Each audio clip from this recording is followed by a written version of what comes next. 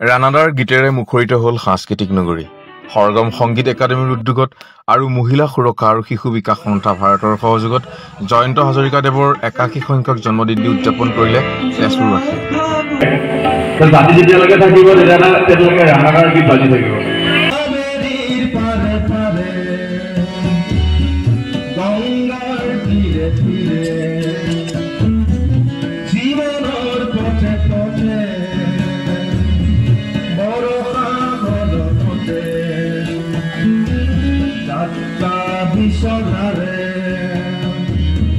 তোমাকে বিচৰাৰে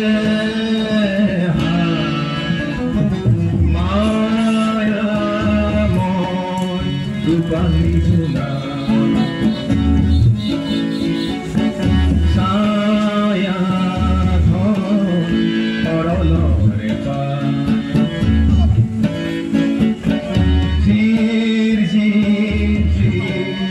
জুৰিৰে পাৰ